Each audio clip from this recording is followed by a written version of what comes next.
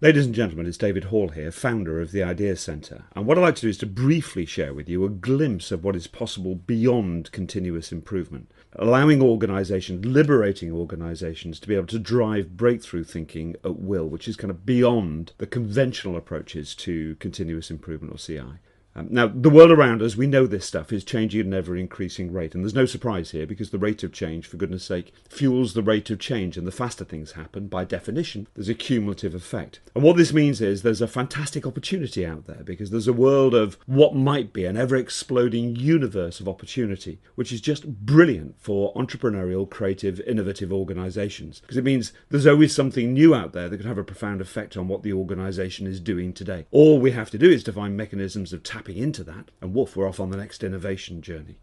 However, we as individuals are kind of fundamentally flawed, and we're not equipped with the wherewithal or the mental capacity to keep up with that rate of change. We can improve over time, but we improve at a much, much slower rate because fundamentally, as individuals and collectively as cultures, we make sense of our worlds by looking backwards. Almost every decision we ever make, every problem we ever solve is driven effectively through the rear view mirror. Because the first thing we do in making any decision is we look back at past experience, at knowledge, at training, at education, stuff that's happened in our past, and we bring it to bear on the situation today and then make a decision on the basis of that match that will drive our behaviours moving forwards. So we have a huge amount of inertia. That past provides inertia, which means we can improve over time, but at a much, much slower rate. And effectively, we become trapped in a world of what is. And that world is a beautifully well-behaved world because everything is broadly consistent. There's no radical change in here. This is all incremental improvement because everything is a modification on what's happened in the past. And we become trapped in that world by an atmosphere of conventional and traditional thinking. We can improve things over time, but we always improve things through the prism of our world of what is. We're making this a better and better world. But better is the operative word. What we're doing is looking at all our problems, all our issues through the prism of this world, and it's massively constraining. We have to assume we're making suboptimal decisions. There are things out there that can have a profound effect on the organisation that we're ignoring because they're not consistent with how we normally do things. What we want to do is to help organisations break free from that. We want to release breakthrough thinking that will allow us to access that world of what might be. The snag is there's a whole series of mental blocks in the way.